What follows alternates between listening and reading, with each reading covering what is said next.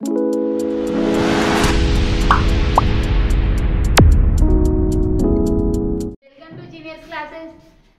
की क्लास में अपन ने पढ़ा था आरएनएआई टेक्नोलॉजी, जिसमें किसके बारे में पढ़ा था अपन ने? जिसमें पढ़ा था अपन ने वो तंबाकू में निमेटोड से सुरक्षा हेतु, तंबाकू में निमेटोड से सुरक्षा हेतु क्या पढ़ा था? RNAi technology. क्या पढ़ा था इसके बारे में? क्या होता है इसमें? आरएनएआई टेक्नोलॉजी, इसके बारे में कंप्लीट कर लिया था अपन ने कि मतलब कोई भी वांछित जीन लेते हैं, वांछित जीन से मतलब उसका आरएनए निकालते हैं, आरएनए फिर दो भागों में मिलकर दो आरएनए बनाता है, वो पूरक आरएनए होता है, फिर एंटीसेंस आरएनए व एंटीसेंस आरएनए बनाता है। जो दोनों सिंगल स्टैंडर्ड होते हैं वो दोनों मिलके डबल स्टैंडर्ड बनाते हैं, फिर एमआरएनए के दोनों आपस में जाके एमआरएनए से जुड़ जाते हैं, जिसके एमआरएनए की क्रियाविधि रुक जाती है। निमेटोड होता है, निमेटोड से मतलब डीएनए बनता है, निमेटोड का डीएनए से क्या बनता है? एमआरएनए बनता है। तो ये एमआरएनए से सेंस व एंटीसेंस जो बनते हैं, इधर से सेंस व एंटीसेंस, ये दोनों आरएनए होते हैं और सिंगल स्टैंडर्ड होते हैं, सिंगल स्टैंडर्ड होते हैं। दोनों आरएनए होते हैं और सिंगल स्टैंडर्ड होते हैं, जबकि ये दोनों एक दूसरे के पूरक होते हैं। पूरक होने के बाद ये दोनों आपस में जुड़ जाते हैं, आपस में जुड़ते हैं तो ये आके दोनों डबल स्टैंडर्ड बन के एमआरएनए पे जुड़ जाता है, जिससे एमआरएनए की क्रियाविधि रुक जाती है। एमआरएनए की क्रियाविधि रुकती है तो क्या होता है?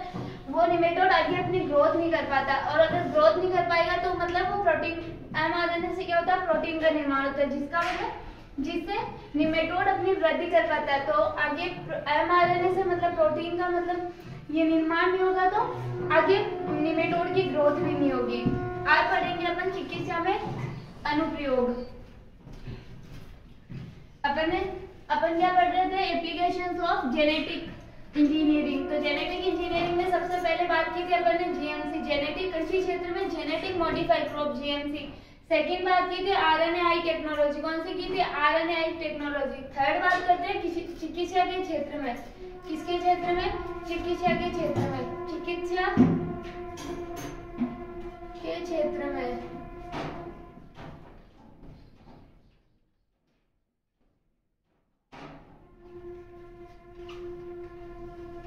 तो चिकित्सा के क्षेत्र में बात करते हैं, तो चिकित्सा के क्षेत्र में पहली बात तो ये, इसका मतलब क्या होता है? जेनेटिक इंजीनियरिंग, आनुवंशिक अभियांत्रिकी का अपन क्या क्या यूज कर सकते हैं, किस प्रकार अपन चिकित्सा में यूज कर सकते हैं। चिकित्सा मतलब कोई भी इंसुलिन, हार्मोन वगैरह, कोई भी नई तकनीक, किसी भी टेस्ट के निदान के लिए, कोई भी रोग होता है उसके निदान, टेस्ट, उसकी सर्जरी वगैरह, उसके इलाज, ट्रीटमेंट के लिए जेनेटिक इंजीनियरिंग किस प्रकार फायदेमंद है या अपन उसका यूज किस प्रकार किया जा सकता है, वो किस में पढ़ते हैं? चिकित्सा के क्षेत्र में। तो पहली बात करते हैं चिकित्सा के क्षेत्र में इंसुलिन का निर्माण। क्या होता है इंसुलिन? इंसुलिन एक हार्मोन होता है। क्या होता है इंसुलिन का निर्माण? Formation of insulin.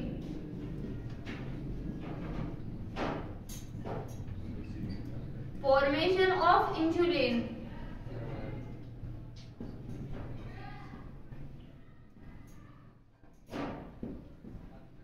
पहली बात करते हैं फॉर्मेशन ऑफ इंसुलिन। ये क्या है? यह है एक कृत्रिम हार्मोन है। कौन सा है? कृत्रिम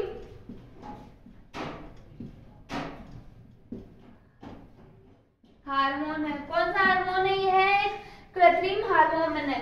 और पहला कृत्रिम हार्मोन भी कौन सा है? इंसुलिन। पहली बात तो यह कृत्रिम हार्मोन है, मतलब आर्टिफिशियल हार्मोन है। कौन सा है? आर्टिफिशियल। आर्टिफिशियल का मतलब मैन मेड बनाया गया, ना कि नेचुरल पाया गया है। प्रकृति में या अपनी बॉडी में ये पहले से नहीं पाया जाता, इसे मानव द्वारा तैयार किया जाता है।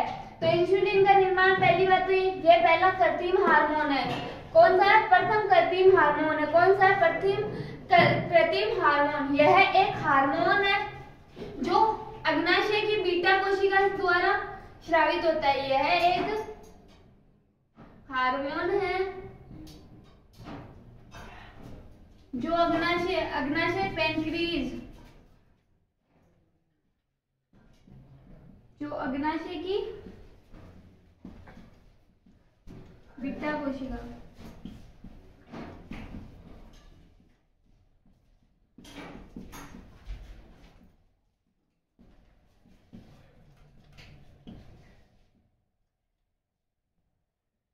अग्नाशय क्या है? यहाँ पे ग्रंथि।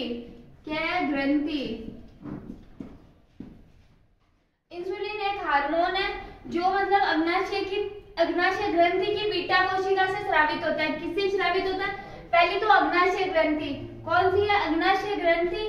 सेकंड बात करते हैं इसकी बीटा कोशिका, अग्नाशय ग्रंथि की बीटा कोशिका से स्रावित होता है। किससे होता है? अग्नाशय की बीटा कोशिका से स्रावित होता है। सेकंड बात करते हैं अग्नाशय में सर्वप्रथम प्रोइंसुलिन बनता है। क्या बनता है? अग्नाशय में सर्वप्रथम प्रोइंसुलिन, मतलब अग्नाशय से सर्वप्रथम प्रोइंसुलिन बनता है। सर्वप्रथम प्रो इंसुलिन बनता है, जो बाद में इंसुलिन में परिवर्तित हो जाता है। जो बाद में किसमें परिवर्तित होता है? इंसुलिन में। जो बाद में इंसुलिन में परिवर्तित हो जाता है।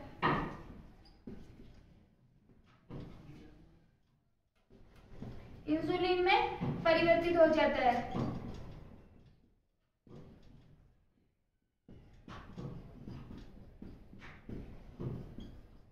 क्या होता है? पहले इंसुलिन का निर्माण। इंसुलिन क्या है? प्रथम कृत्रिम हार्मोन है। क्या है? प्रथम कृत्रिम हार्मोन है। यह एक हार्मोन है जो अग्नाशय ग्रंथि की बीटा कोशिका से स्रावित होता है। किससे स्रावित होता है?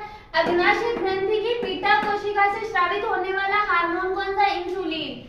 अग्नाशय ग्रंथि की बीटा कोशिका से स्रावित होने वाला हार्मोन है इंसुलिन। थर्ड बात करते हैं इसका थर्ड पॉइंट, अग्नाशय से सर्वप्रथम क्या बनता है? प्रोइंसुलिन बनता है। इंसुलिन से पहले बनने वाला रसायन उसे प्रोइंसुलिन कहते हैं। इंसुलिन से बनने वाला रसायन कौन सा होता है? प्रोइंसुलिन होता है। फिर प्रोइंसुलिन बाद में इंसुलिन में कन्वर्ट होता है। किसमें होता है? बाद में इंसुलिन में कन्वर्ट होता है। इंसुलिन की खोज व पृथक्करण किसने किया था? बेटिंग। एक वैज्ञानिक का नाम है बेटिंग व बेस्ट ने किया था। इंसुलिन की खोज व पृथक्करण किस वैज्ञानिक ने किया था? खोज व पृथक्करण, बेटिंग व बेस्ट। ये दोनों वैज्ञानिक के नाम है बेटिंग व बेस्ट ने अग्नाशय को, इंसुलिन को कहां से अलग किया था? डॉग के अग्नाशय से, कुत्ते के अग्नाशय से, कुत्ते के पेनक्रीज से अलग किया था।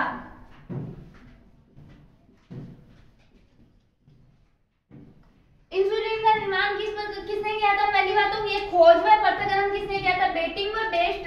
दोनों वैज्ञानिक है बेटिंग व बेस्ट। इन्होंने अग्नाशय की, कुत्ते के अग्नाशय से इंसुलिन का खोज की थी। कुत्ते के अग्नाशय से इंसुलिन की खोज की थी। किसने की थी? डॉग। इसे बेटिंग व बेस्ट ने किस डॉग के अग्नाशय से इंसुलिन की खोज की थी। सेकंड बात करते हैं इंसुलिन का कार्य क्या होता है? इंसुलिन का कार्य होता है रक्त में शर्करा की मात्रा को कम करना। रक्त में शर्करा के स्तर को कम करता है। इंसुलिन क्या करता है? रक्त में जिसके डायबिटीज पेशेंट होते हैं उनमें इंसुलिन का इंजेक्शन लगाया जाता है। क्यों लगाया जाता है? क्योंकि अगर इंसुलिन की मतलब शुगर की मात्रा ज्यादा है तो ये शुगर की मात्रा को कम करता है इंसुलिन हार्मोन। तो डायबिटीज पेशेंट में क्या होता है? शुगर की मात्रा ज्यादा होती है तो इसलिए उसे इंसुलिन का इंजेक्शन लगाया जाता है क्योंकि वो शुगर को कम कर सकता है। कार्य, रक्त में शर्करा के स्तर को कम करता है।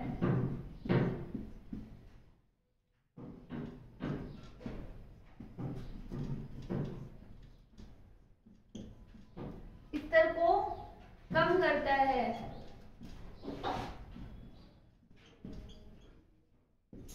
पहली बात तो ये इंसुलिन का कार्य होता है क्या? रक्त में शर्करा के स्तर को कम करता है। इसलिए इसका उपयोग डायबिटीज पेशेंट के लिए करते हैं, मधुमेह रोगी।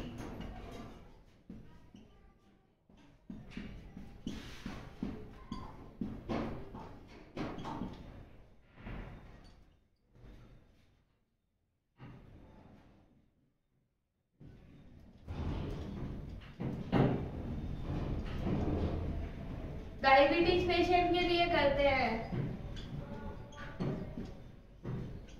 जिससे क्या होता है उनके डायबिटीज पेशेंट की बात करते हैं तो डायबिटीज पेशेंट में होता है क्या? शुगर की मात्रा ज्यादा होती है। क्या होती है डायबिटीज पेशेंट में? डायबिटीज पेशेंट में होता क्या, शुगर की मात्रा ज्यादा होती है। शुगर की मात्रा को मेंटेन या कम करने के लिए अपन क्या करते हैं, इंसुलिन का प्रयोग करते हैं। इंसुलिन ये एक आर्टिफिशियल हार्मोन है जिसका उपयोग शुगर के लेवल को कम करने के लिए किया जाता है। ये किस प्रकार कम करता है? इंसुलिन होता है, शुगर के लेवल को कम करता है। अगर इसका इंजेक्शन दिया तो शुगर को मेंटेन करता है या कम करता है, ये रक्त में शुगर को। तो इसलिए इसका यूज किसमें करते हैं अपन? डायबिटीज रोगियों में करते हैं।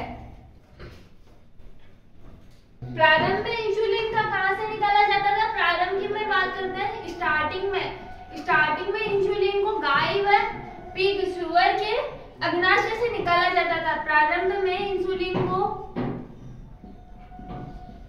गाय कौ व पिग सुअर के अग्नाशय से निकाला जाता था।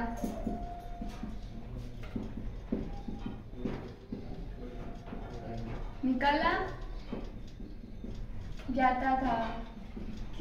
बाद में बंद क्यों कर दिया? क्योंकि इससे एलर्जी होती थी, परंतु इससे एलर्जी उत्पन्न होती थी, इससे एलर्जी होती थी।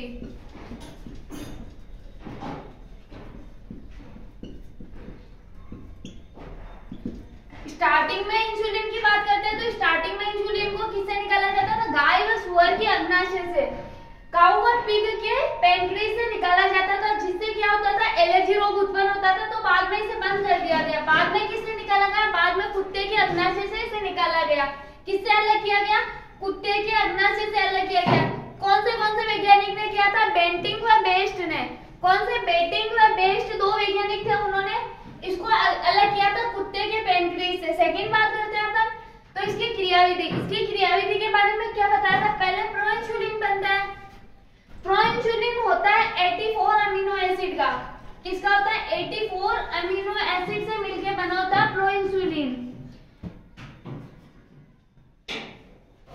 जो कि निष्क्रिय होता है। प्रोइंसुलिन क्या होता है? निष्क्रिय होता है। यहाँ क्या होता है? ए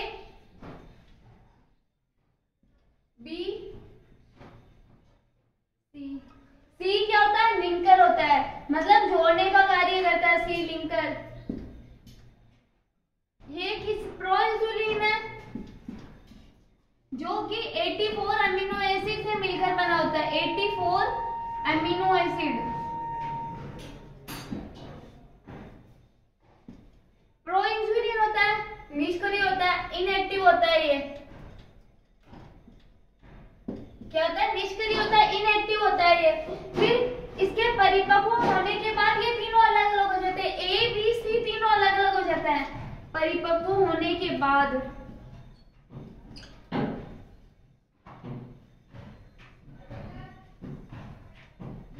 ए बी सी क्या होता है? ये पहले ए बी सी तीनों। सी क्या होता है? लिंकर होता है। सी क्या होता है? लिंकर होता है। इन दोनों के बीच में क्या होता है? सल्फाइड बॉन्ड होता है। क्या होता है? Sulphide bond. सल्फाइड बॉन्ड होते हैं।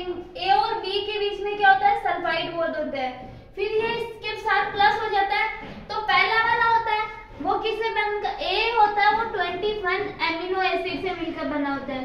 21 अमीनो एसिड कितने से मिलकर बना होता है? 21 अमीनो एसिड। थर्ड बात करते हैं तो ये कौन सा है? Disulphide bond. Disulphide bond. अगर पूछे कि ए सीरीज व बी सीरीज आपस में किससे जुड़ी होती है तो डाइसल्फाइड बॉन्ड द्वारा आपस में जुड़ी हुई रहती है। किससे जुड़ी हुई रहती है? डाइसल्फाइड। प्रोइंसुलिन में जो होता है प्रोइंसुलिन वो इनएक्टिव होता है, पहली बात। सेकंड चीज बात करते हैं तो अमीनो 84 अमीनो एसिड से मिलकर बना होता है। किससे मिलकर बना होता है? 84 अमीनो एसिड। सेकंड बात करते हैं कि सी होता है, इसमें सी चेन होती है, वो लिंकर होती है, जोड़ने का कार्य करती है। क्या होती है? लिंकर, जोड़ने का कार्य करती है। प्रोइंसुलिन परिपक्व होने के बाद इंसुलिन में बदलता है। किसमें बदलता है? इंसुलिन में परिपक्व होने के बाद बदलता है। इंसुलिन में बदलने के बाद क्या होता है? ए बी सी तीनों, ए बी आपस में डाइसल्फाइड बॉन्ड द्वारा जुड़ी हुई रहती है। ए श्रृंखला और बी श्रृंखला आपस में डाइसल्फाइड बॉन्ड द्वारा जुड़ी हुई रहती है। ए सीरीज होती है वो कितने अमीनो एसिड से मिलकर बनी होती है? 21 अमीनो एसिड से मिलकर बनी होती है। ए सीरीज होती है वो 21 अमीनो एसिड से मिलकर बनी होती है। सेकंड बी सीरीज होती है वो 30 अमीनो एसिड से मिलकर बनी होती है। सेकंड होती है वो 30 अमीनो एसिड से मिलकर बनी होती है। थर्ड बात करें सी की, तो सी में 33 अमीनो एसिड आते हैं, 33 अमीनो एसिड। सी को किसका नाम दिया गया है? लिंकर का नाम दिया गया है, क्योंकि ये जोड़ने का कार्य करती है। अब टोटल बात करें 21 और 30 और 33 63 हो गए। 63 और 21 84 अमीनो एसिड हो गए। तो प्रोइंसुलिन भी बनता है तो अमीनो एसिड 84 अमीनो एसिड से, पर वो क्या होता है? इनएक्टिव होता है और तीनों ऐसे चेन के रूप में रहते हैं। लेकिन अगर बात करें इंसुलिन में वो कब बदलता है? परिपक्व होने के बाद बदलता है। क्या कहता है? परिपक्व होने के बाद बदलता है। परिपक्व होने के बाद बदलता है तो ए सीरीज 21 अमीनो एसिड में टूट जाती है, बी सीरीज 30 अमीनो एसिड में टूट जाती है और सी सीरीज होती है वो 33 अमीनो एसिड 33 अमीनो एसिड में टूट जाती है सॉरी। थर्ड बात करें सी सीरीज होती है उसे लिंकर का नाम दिया गया। ए और बी सीरीज होती है वो आपस में क्या किससे जुड़ी हुई होती है? डाइसल्फाइड बॉन्ड द्वारा जुड़ी हुई रहती है। ए और बी सीरीज होती है वो आपस में डाइसल्फाइड बॉन्ड द्वारा जुड़ी हुई रहती है। इंसुलिन होता है वो एक्टिव हार्मोन होता है। कौन सा होता है? एक्टिव होता है, जबकि प्रोइंसुलिन इनएक्टिव होता है। अगर सर्वप्रथम बात करें इंसुलिन का निर्माण किसने की थी? एक अमेरिकन कंपनी है एली लिली नाम से, उसने पहला कृत्रिम इंसुलिन का निर्माण किया था। किसने किया था? American company Eli Lilly company का नाम है। एक कंपनी का नाम है एली लिली, अमेरिकन कंपनी है। उसने क्या किया था? इंसुलिन का निर्माण किया था। अगर बात करें सर्वप्रथम कृत्रिम इंसुलिन किसने बनाया था? सर्वप्रथम कृत्रिम इंसुलिन एक अमेरिकन कंपनी है। कृत्रिम इंसुलिन अमेरिकन कंपनी जिसका नाम है एली लिली कंपनी।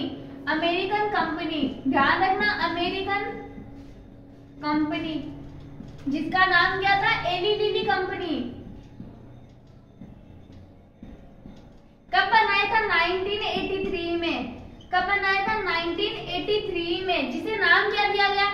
पहली बात, सर्वप्रथम कृत्रिम इंसुलिन का निर्माण अमेरिकन कंपनी एली लिली ने 1983 में किया था। किसमें किया था? 1983 में। उन्होंने जिस इंसुलिन का निर्माण किया था उसे ह्यूमिलीन नाम दिया गया। ह्यूमिलीन नाम दिया गया।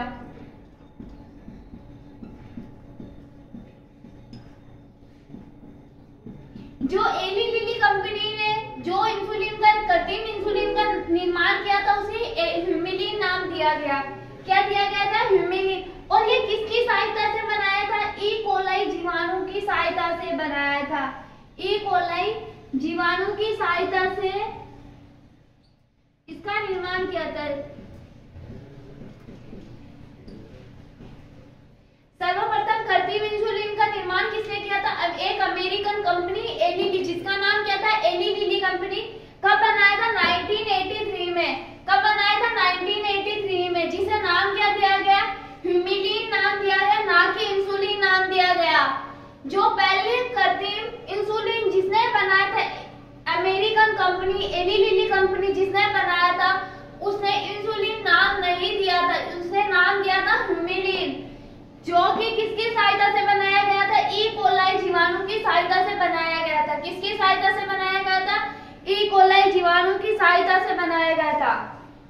इन्होंने किस प्रकार बनाया था? इस कंपनी ने 2 डीएनए खंड लिए थे। कौन से 2 डीएनए खंड लिए थे?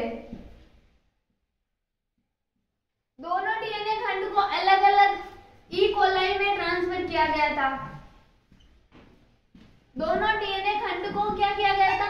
2 डीएनए खंड इस कंपनी ने पहले क्या लिया था? 2 डीएनए खंड लिए थे जिन्हें 2 अलग अलग ई कोलाई में ट्रांसफर किया गया था। 2 अलग अलग ई कोलाई में ट्रांसफर किया था, जहां इन जीनों में ए व बी, जहां इनमें क्या था? जीन ए व बी को पॉलीपेप्टाइड श्रृंखलाओं द्वारा जोड़ा गया था। किसके द्वारा जोड़ा गया था? पॉलीपेप्टाइड श्रृंखलाओं द्वारा।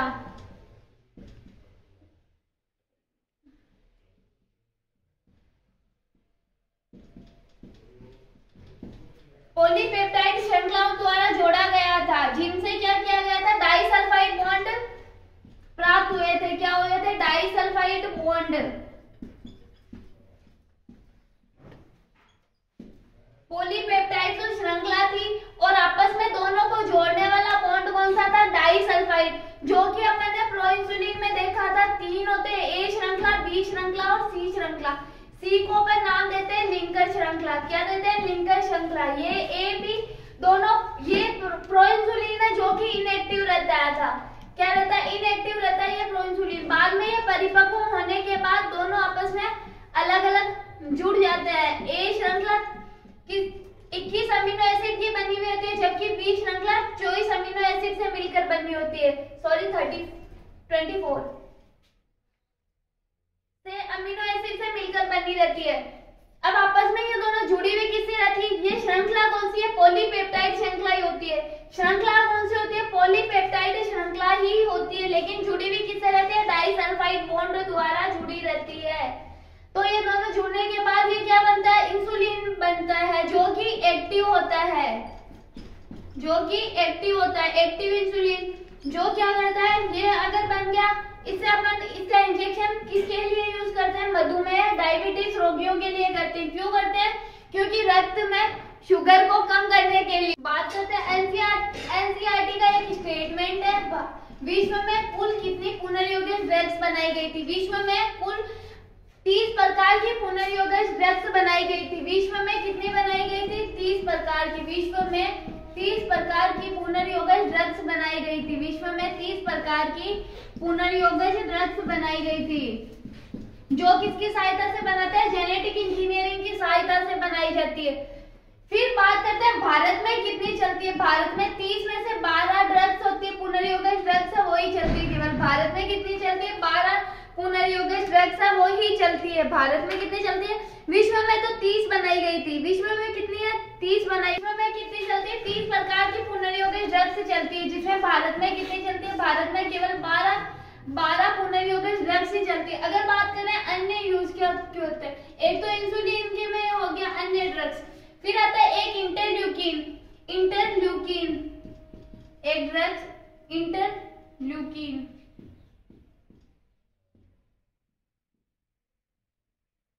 एक एसटीएच हार्मोन।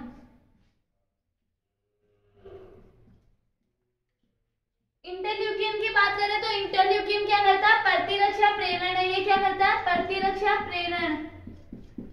इसमें क्या होता है? टी लिम्फोसाइट और बी लिम्फोसाइट्स। क्या होती है? टी लिम्फोसाइट्स और बी लिम्फोसाइट्स, जो कि क्या करती है? इम्यूनिटी को बढ़ाती है। टी लिम्फोसाइट्स और बी लिम्फोसाइट्स इम्यूनिटी को बढ़ाने का कार्य कौन करती है? लिम्फोसाइट्स।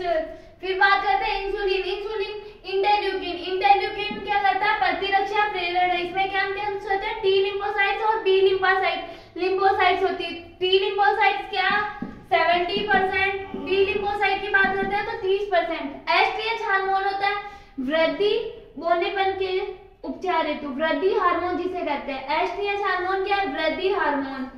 एसटीएच हार्मोन इसे क्या कहते हैं? वृद्धि हार्मोन, ग्रोथ हार्मोन भी कहते हैं, जो कि बौनेपन के लिए, ड्वार्फनेस के लिए उपचार के लिए यूज किया जाता है, बौनेपन के उपचार के लिए।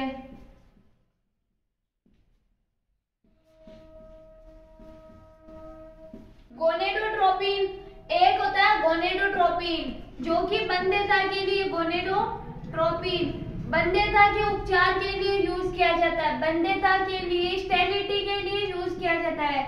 स्टेरिलिटी के उपचार। चिकित्सा के क्षेत्र में जेनेटिक इंजीनियरिंग का क्या क्या यूज होता है? सबसे पहले अपन ने देखा था इंसुलिन का निर्माण, जो कि कृत्रिम रूप से किया गया था। कौन से वैज्ञानिक ने किया था? कृत्रिम रूप से बेंटिंग व बेस्ट ने किया था। किसके अलग? डॉग के पेनक्रीज से अलग किया था। किससे अलग किया था? डॉग के पेनक्रीज से अलग। फिर सेकंड बात करते हैं तो अपन ने देखे थे विश्व में 30 प्रकार की पुनर्योग्य ड्रग्स चलती है। पुनर्योग्य ड्रग्स किसकी सहायता से बनाई जाती है? तो वो भी जेनेटिक इंजीनियरिंग की सहायता से ही बनाई गई पुनर्योग्य ड्रग्स, जिसमें से भारत में कितनी चलती है? भारत में 12 पुनर्योग्य ड्रग्स ही चलती है केवल, बाकी भारत में नहीं चलती। थर्ड बात करते हैं कि अन्य कौन क्या क्या यूज थे अन्य ड्रग्स। पहला इंटरल्यूकिन, एक हार्मोन है जो क्या करता है, प्रतिरक्षा प्रेरण करता है। इसे आर्टिफिशियल बनाया गया था जेनेटिक इंजीनियरिंग की सहायता से। इंटरल्यूकिन प्रतिरक्षा प्रेरण जो क्या कार्य करता है, टी लिम्फोसाइट्स और बी लिम्फोसाइट्स इसमें क्या होता है, प्रेजेंस होते हैं। टी लिम्फोसाइट 70% इम्यूनिटी बढ़ाने का कार्य करता है, जबकि बी लिम्फोसाइट्स होता है 30% इम्यूनिटी बढ़ाने का कार्य करता है।